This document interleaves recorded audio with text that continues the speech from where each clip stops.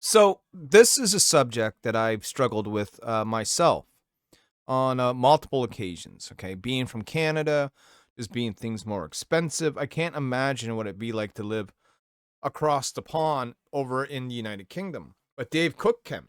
Dave Cook, of course, also a indie comic book creator, and it looks like he's hitting pause. And I think the reason is an obvious one. I think the reason's an obvious one for most of us, that it looks like comic books are just getting expensive, too expensive to make. This is something I'm struggling with, when it comes to the US dollar versus the Canadian dollar, with international shipping fees, with having to pay duty when my books come in. Having a hard time getting Gemini mailers because they just cost so much to ship here now. Everything is just god awful expensive. It's not just in the world of comic books. It's in our gas, it's in our rent, it's in our food, it's everywhere, right? But let's see what Dave has to say, and we can talk about this. He says, "I'm going to be hitting pause on my comic projects for the foreseeable future. Aside from Ninja Baseball Spirits and Killtopia Anthology, I won't be doing cons in 2024 beyond the ones I've already booked. Comics have become a constant stress and expense for me, even after the Kickstarters, which little financial returns and diminishing creative satisfaction. Since August, I spent almost $12K of my life savings to get my recent 2 books printed and shipped, and it's frankly miserable." So let's stop right there. If your comic book business is diving into your life savings and you're paying out the nose, 12K, 10K, 15K, whatever it may be, to get these books out, I can understand, right? Wanting to make your dream happen and doing it once. But this is a continuous cycle. Then sometimes, and I know this is a hard pill to swallow, and I know sometimes people don't want to hear this, but maybe the comic book game, maybe your idea, maybe it's just not hitting the way that you want it to. And sometimes we have to face that reality. Look, when I did Niobe Outbreak #1, we did a 30,000 Canadian dollar Kickstarter, right? Which is probably about 26,000 US. My highest Kickstarter ever. I thought it can do nothing but go up from there. And I was wrong. I do Outbreak 2 and we do $22,000. We, about $10,000 and change less. That, I'm not going to lie, was discouraging. We still made a little bit of profit, but it wasn't 10K profit like I had done before, and was counting on, right? So this always goes back to that old saying, never count your chickens before they hatch. And I will never ever put myself in debt again to make comic books. If the Niobe fails, if we stop making that kind of money, if the book doesn't pay for itself, and all of a sudden I got to get another job, or I'm using my bill money to pay my comic book money, then it's over, right? I will call it quits myself if we get to that point. Let's see what else he says. "Production costs are forever rising. Online promotion is getting harder. Convention audiences are buying less comics, and economy plus shipping are making Kickstarters a tougher sell. The odds of stacking higher against indie writers, and there seems to be no end to it." Well, I think the biggest part of this, but let's look at the list. Production costs are forever rising. Yes, they are. Cost of paper is rising. Cost of printing is rising. If you're going to color, that cost is rising. Art costs in general are expensive. If you are a writer like myself and you don't draw, then you have to pay someone else to do this work for you, right? Guys like Tyler Carpenter, who can draw their own books, sort of have the system beat. They have the most expensive part of doing comic books covered. The only thing that costs them is their time. Online promotion is getting harder. Well, online promotion is getting harder for a couple of reasons. One, the algorithms generally like to stifle us. Two, the online community is just overcrowded right now. And three, people seemingly want to make comic books at the worst fucking time to make comic books. It boggles my head. So yeah, you're going to get lost in the shuffle unless if you're already established, or you got something that's really, really hot. You got that X factor, whatever that may be. Unless if you are, you're you're going to become the next big thing. I think, starting off in comic books right now is going to be one of the hardest things you can do. Convention audiences are buying less comics, and the economy plus shipping costs are making Kickstarters a tougher sell. I haven't been to a convention in 4 years. Years, John. Years. So I don't know, but I could see that being the case out of all the reports that I've heard from people who have been attending conventions and tabling at cons, that yes, people are buying less. Why? Because, man, the economy is tough, right? So, you got $50 and you're walking the show floor, you're going to spend that $50 as wisely as you possibly can, right? Ben Dunn had said it, comic books were essentially an impulse buy, but they're not so much of an impulse buy anymore when, you're paying 20, 30, 40, 50, $60 a shot, right? It's not the $1.25 comic book, life cycle anymore. Let's see. The odds are stacking higher against indie writers, and there seems to be no end to it. Kickstarter is also tough, so he says in here. Right. So, again, there's one thing about going into your local comic book shop, paying your $3.99, $4.99, and walking out with a couple of books. And there's a whole other thing of going to Kickstarter and paying $30 for a book plus $15 shipping and waiting a year to get it. Yeah, no, I understand. That's why we've elected to be in shops, to make Niobe more accessible and cheaper financially for people. The books don't come out as often as we like in the shops, but they do show up, right? And so when they do show up, my advice is to grab them while you see them. And always ask your shop to carry Antarctic Press. He says, I've also been pitching publishers and speaking with agents with no success. I think I'm accepting that maybe this isn't for me anymore. I am nowhere near as good as it takes to go much further with it. Hard realization to come to. Now, I'm not sure if he is good or isn't good, right?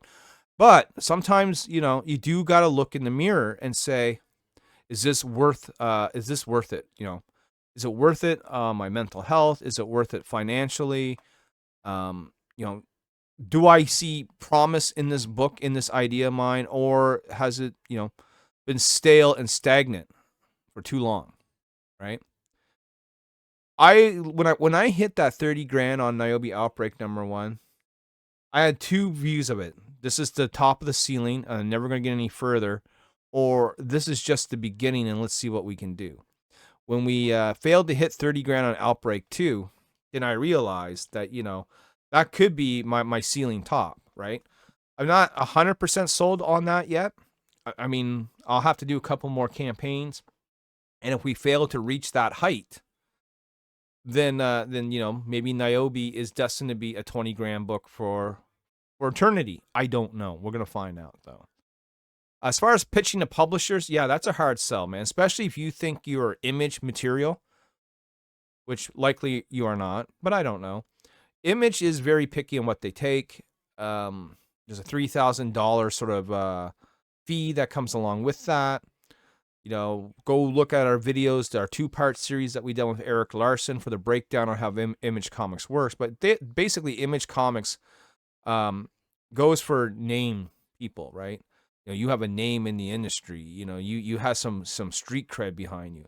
Now, the reason why other publishers may not be taking on as many books is because a lot of them, quite frankly, are downsizing. I could recommend Antarctic Press to you, but Antarctic Press is a small publisher as well, and we're struggling to get Antarctic Press books in more shops, right? So sometimes for shops, a small publisher on the shelf is a hard sale. He says, I need to slow down and rebuild my savings and actually live a life instead of constantly being stressed out, ruining my mental health, constantly promoting stuff online, and being hunched over my laptop in the small hours while the world, my relationship, and my friendships pass me by. Yeah, so I know a little bit about this myself. Not so much the life savings, because I never really had any life savings. I'm sort of the guy who's always lived paycheck to paycheck and barely sort of getting by. It's only now that Niobe has the potential to become a full-time gig for me. And even then, I'm not sold on that idea yet. I may have to go back and find another part-time job, or a full-time job for that matter, to do just as he says here, you know what I mean? To live life, a good 10 years of my life has been dedicated to the creation of my dream, to my comic book. And I probably would have given up sooner if I didn't see the growth in it, right? If we didn't get published at the AP, if we didn't do 5-figure Kickstarters, I probably would have been out years ago. But these thoughts, that this man has, enters my mind every now and then, like especially when, Kickstarter doesn't do as well as you hope. You go, oh fuck, right? What's the future for me? Maybe, this ship has ran its course, right? Maybe, maybe Kickstarter is overcrowded. Maybe there is too much competition. Maybe the economy really is that harsh. During COVID, it seemed like people were buying everything and anything underneath the sun. And I always struggled to wonder how, when so many people were out of work. But when the government was throwing around a bunch of free money, I guess you had free money to spend. Now we don't. Now a lot of people are jobless because of COVID.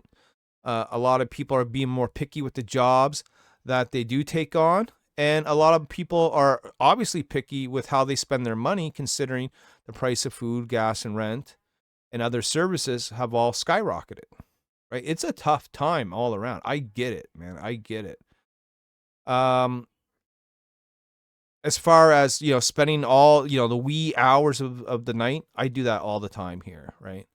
I make it fun though. Like we'll open up what we call an off air, which is like a live stream, but it's not actually live being broadcast anymore. It's just me and a few guys, in the back room, basically talking and shooting the shit, almost like a virtual bullpen, if you will. And we do that to the late hours of night. Sometimes we're really productive and we get shit done, and sometimes we're just goofing off. Either way, we make it fun. Mental health, I get that. Especially if you're struggling financially. Situational depression is a real thing. I have suffered from it. When I lose jobs, I tend to get depressed because, your whole world is falling apart.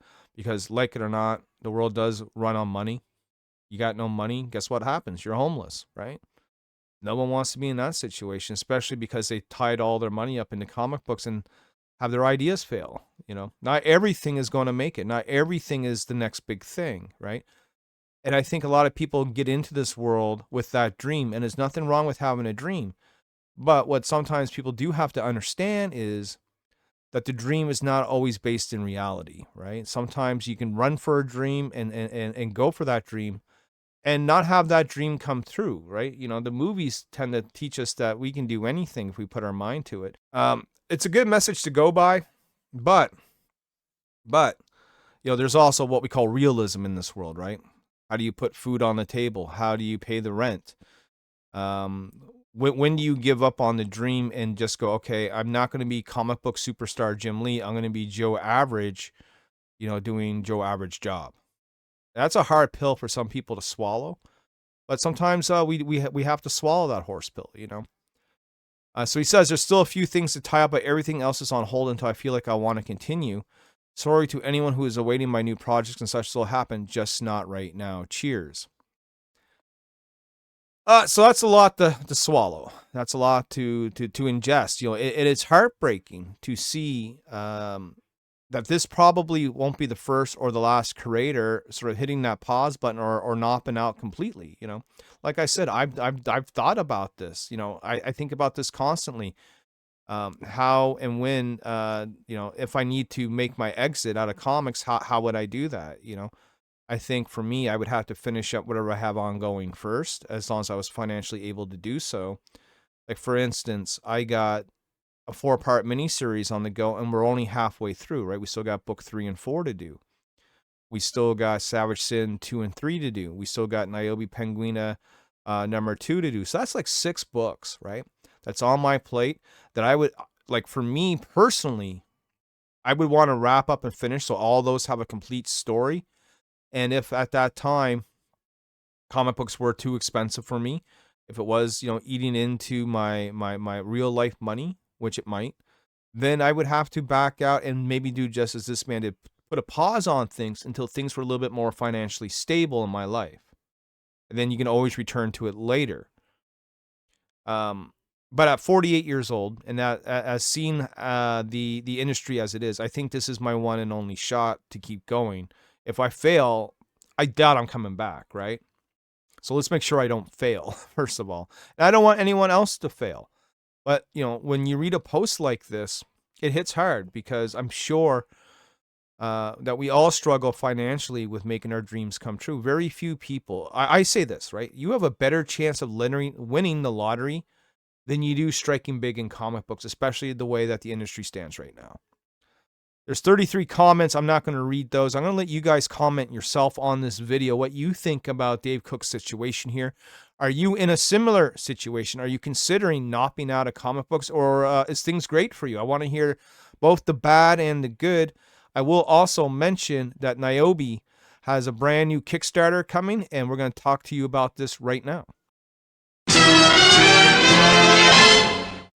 All right, guys, thanks for watching the video and enjoying that. I do like to share with you Nyobi Penguina, the Kickstarter, coming any day now, basically. I'm ready to launch at any point. So keep your eyes out for news in regards to launch date. But please follow along with the Kickstarter. It is classic crossover action that will bring you back to yesteryear. Nyobi and Penguina, of course, Penguina being the brainchild of Mr. Ben Dunn, founder of Antarctic Press. It's going to be a lot of fun. 30-page book, 2-part miniseries here. And we start with, covers for part 1. We're just sort of going to breeze through this. Shout out to the man, by the way, Mr. Ben Dunn right there. We got 6 covers, one from Eduardo Garcia, the man who's actually doing the interior. So what you see here is what you get on the inside, and it is, trust me, folks, beautiful stuff. We have from Jen Leonard, this beautiful pinup style cover. Of course, she's known for her work over at Zenescope. We have Narcilio Souza, who's a hot new artist on the scene, bringing that J. Scott Campbell flair, if you will, that Disney-esque princess style to his drawings. We have, of course, the master, the myth, the legend, Mr. Ben Dunn himself, gracing us, honoring us with the cover of Nyobi Penguina, hanging out downtown, having good times. Of course, we also have image legend, Mr. John Stinsman, known for his work on Lady Pendragon, Evangeline, Team Youngblood, and more. Coming back, by the way, with Scarlet Crush. Shout out to John Stinsman. It's going to be a great cover, and it's going to look great as a bookmark, because we're doing that as well. We have Nyobi Penguina, the blank variant. If you're an artist and you want to doodle on this cover, man, that'd be great. Or if you are a fan and you want to get your favorite artist to draw you something on this, perfect thing, perfect book to take with you to conventions. And if you see Ben Dunn, tell him I said hello. You can get the book on digital, hardcover. It's a Ben Dunn deal. That's right. You can get all 3 of Ben Dunn's covers for Nyobi, including Outbreak 1 and 2 and his cover for Penguina. You want all 6 covers? You're like Pokemon. You got to catch them all. You got to have them all. This is the way to go, guys. Here's a look at some of the interior artwork. In fact, we'll be swapping out some of these pages with some more pages with some really great action in them now that I have those to share. This book only has 6 pages left to do, guys, so we are on the tail end of completing this. We have stretch goals. Stretch goal number 1 will be Nyobi Chibi sticker drawn by Giselle, $6,000 Canadian, followed by Mr. John Stinsman at 8,000 Canadian. We have sticker number 2 here from Giselle at 10,000 Canadian. That's, of course, Penguina having a really great time. We have the Ben Dunn card at 12,500. And I'll be adding more stretch goals as time goes on here. Great add-ons as well. If you missed out on Nyobi, we have the first Nyobi ever in 3rd printing, the Birthright mini-series, the 36-page Nyobi origin story. We have Outbreak number 1, Outbreak number 2, all the hot variants you can shake a stick at, including Ben Dunn, including Keith Garvey, including John Stinsman, including Mike the Buffalo, including, of course, Mr. Jamie Tyndall, who will be at New York Comic Con, so say hello to Jamie Tyndall. And, of course, we have some limited sets available as well. The cosplay editions, all 3 covers. I have 10 sets of those sitting here. Those are up for grabs as well, including the Nyobi trade paperback. As well, my newest IP, Savage Sin. Of course, we have the cover from Eduardo Garcia. Same team, by the way, doing Nyobi Penguina. And, of course, we have the variant cover from, again, image artist alumni, Mr. John Stinsman. All kinds of great things to take a look at here. Come by and check out Nyobi Penguina, the Kickstarter, guys. It's something you're not going to want to miss. And like I said, we can go live at any point here. So sometime, I would say, by the weekend, this thing will be up and active. Up and autumn. We'll see you soon.